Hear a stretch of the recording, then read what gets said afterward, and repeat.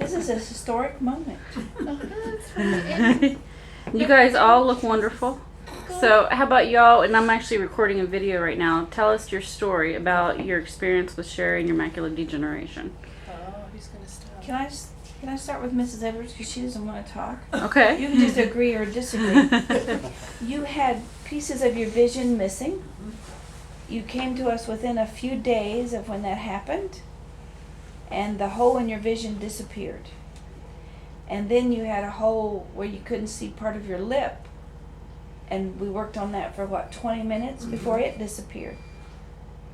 And I don't know that that's come back, but I haven't thought about it recently. Well, it would, because when you put on your lipstick, part of your mouth would disappear.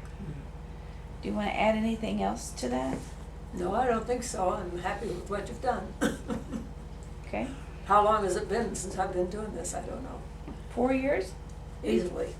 And we went to your doctor that's at Duke University, and he kind of said, whatever you're doing, it's working, keep it up. That's what he said this last time too, I think. I didn't refer to that, but he said things were going well. She has dry macular degeneration, but she doesn't like to talk about it, so I didn't want to stress her out. Okay, all right. I'm just happy she'd set for the picture. That's great. So, whoever wants to go next. Robert's told his story 3 times tonight. Right. Colleen likes to talk about hers. Why don't you go It and was then 3 years ago, and I had a blank spot about that big in one eye, and it was there for ages and ages. And when I was over here, Sherry worked on it, and when we got the right frequency, the right sound, within 10, 11 seconds, I started to be able to see through that hazy spot, not clearly. And 2 or 3 days later, some new sounds and holes started to come in that field that I could see letters through. And it's lasted really pretty well for 3 years. It's beginning to distort again now, but you listen to the sounds on and off for a while, but it's not that much that you do need to listen to them. And then I realised that I could also see colours at a distance that I hadn't been able to see for ages. And I could see the beautiful red heads on the rosellas in the gum trees that I hadn't seen for years. And wow, there it was, as clear as anything. So I got that wonderful colour back too at a distance. That's So I'm great. very happy. Doctors don't understand it. They do so. Sometimes they reverse, but yours seems to, yes, they're a bit puzzled about all that. Robert's doctor refused to see him. Oh, change doctors. That's Well, what he he wanted said. the doctor to see how well he could see, but the doctor insisted that he wasn't going to see him until they dilated his eyes. And of course, at that point, you can't see anything, hardly. And so Robert was brave enough to get up and walk out and said, I'm the one paying here. I'll have it my way or I won't be here. I didn't exactly go that far. Strong. Yes. So Robert, when you came to us, you were limited in your driving. That was a big thing for you. Oh, yeah, yeah. You want It to talk sure about was. that? Pardon me? You want to talk about that a minute? Well, I wasn't doing any night driving at all. And having trouble reading the signs. I could only go familiar places. And then I had to be careful about parked cars on the streets. You just couldn't see them, or? No, not. The town I live in has got a lot of narrow streets, okay? And they either park on both sides or one side, And even at that, the streets are narrow. And so I kind of like hugged the yellow line until I got 2 warnings. And I didn't get in trouble, but 2 different times they stopped me and gave me warnings over riding the yellow line. And I was doing that because I wasn't seeing the parked cars. When there's just a car once in a while, I wouldn't see it until I'm right up on it. And so many times I swerved, and I was afraid I'd get in trouble driving that way, but I never did. But I did get in trouble for hugging the line 2 different times. I didn't get in any trouble. They just gave me a warning ticket. So I just my focus wasn't quick enough. I guess that's what I would have to say it is. And you're wearing your sounds right now, aren't you? Yeah, well. Okay. We have a sound running in the background for the eyeball focus, so it won't hurt any of you. Robert, you were also talking this morning about trying to reach out and pick up something and you wouldn't know where it was. Yeah. The distance was a Right, distance thing. it was a lot closer, or no, it was further away than what I thought. It looked closer than what it was for some reason or other. I don't know. I'd reach for stuff and I wasn't reaching out far enough is what it was. I don't know. And you don't have that problem now. No, I don't seem to have that problem now. Somewhat, but not like it was at all, no. What'd your doctor tell you was going to happen to you? Oh, the only thing he'd say is you're just going to eventually lose your eyesight. And if you live long enough, you'll be blind, you know. And he always told me there was nothing they could do about it. He had me taking one vitamin. What do you think of his advice right now? Well, I never did like his advice. I never did think much of it. But now that there's a big difference, that's like, even the last time I was here, I noticed I think I said something to you about the room being brighter like people turn on lights. Mm-hmm. It's nice and bright in here now. It's even brighter in here now than when I first come in. You also, the hole in your vision has reduced significantly.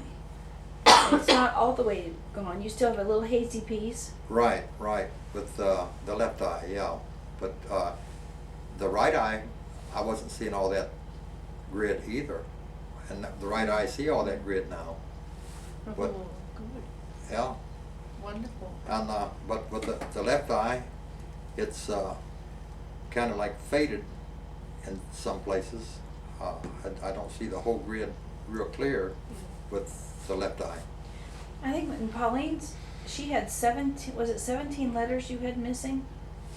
17? 17 characters, letters? Oh, yeah, it was quite a distance, yeah. And then it went to 14 and then just kept Well, closing in. Yeah, it's the holes that came in the blurry part that I could see through got bigger and bigger. Those holes got bigger that you could see really clearly through. I was also told to pick up a hobby that didn't require eyesight. They are beginning to laser some Degens now in Australia. They said mine, I definitely would lose eyesight if they did me. So that's not an option for me either. And mine's the dry Degen. Dottie, do you have any trouble driving? No, You have any trouble doing your sewing or your knitting or? a little bit on the size of the eye and the needle. But I've I know been that. I've been able to do that anyway. Oh, wonderful. The reading was just, recently I had these changed enough to have the vision different, because when I had to put them out here and look down to see the print or something when we're reading, but then I had the, what they call it, stronger bifocals or something. And that seems to be all right since I got them to make it so they don't fall off my head when I One of your issues recently has been needing more light to focus. Yeah. So we're doing a database now while you're here this week to try to see if we can get your eyes to refract light better. And I think it's going to help everybody's case. Well, I couldn't understand why that was, that I'd go in, for instance, to a darker room, and before that I could see what I wanted to see, but it was harder to see it. And I had to turn a light on to make it clear. Robert, you reported that too. You couldn't see well in a dark room. Oh, yeah. Now I can see everything in my bedroom now without the lights on. I wouldn't see anything small or fine, but I mean, overall I can see everything in my bedroom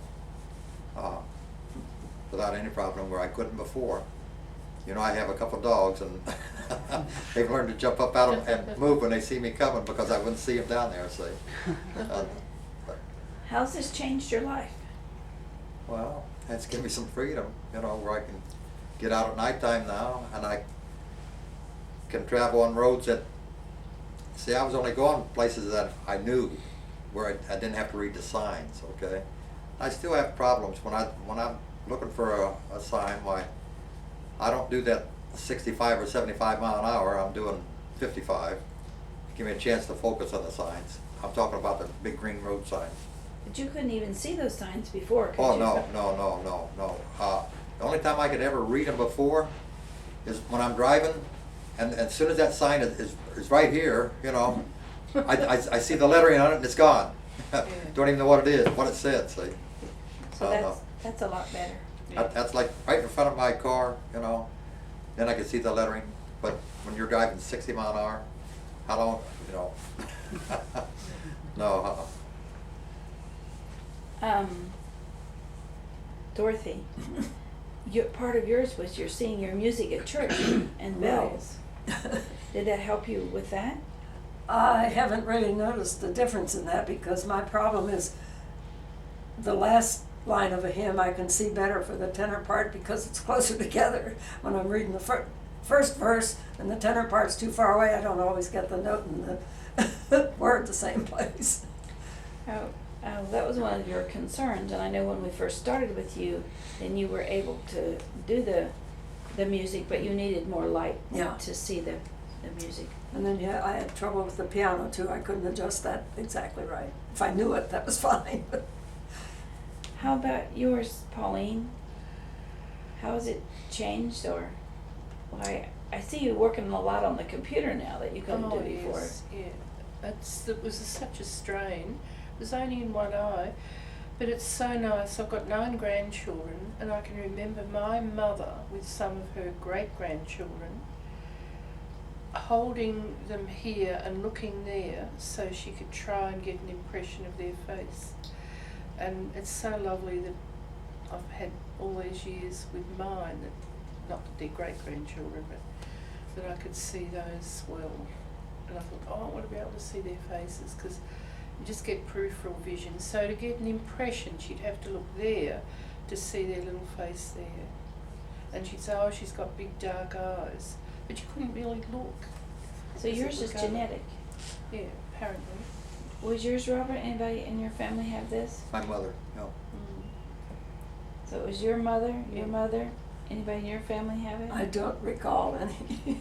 Okay. But then I don't recall a lot of things. So. My mother lived to be 92, Mine 94.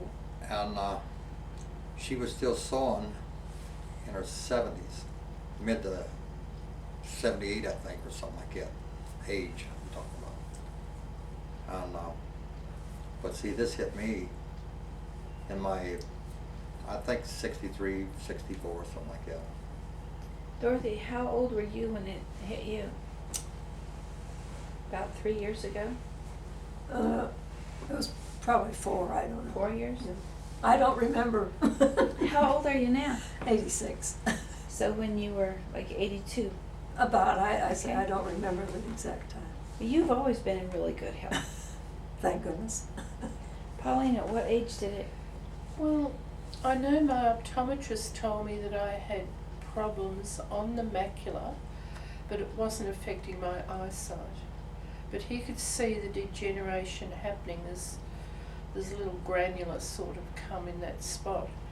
And he said, oh, you've got a change in the macula, but it's not affecting your eyesight. And it didn't for about 6 or 7 years. And I don't know, I suppose I was in my early 60s, maybe, So how old are you now? 70. That's going to be on camera. And you let yours go for quite a bit before you came to us. Yes, well, it's a long way over here. But you stayed with us a while, but you'd had it for like 9 years, didn't you? I'd had it quite a long while, and it increases. You get a little, you start getting a little tiny spot that shows up.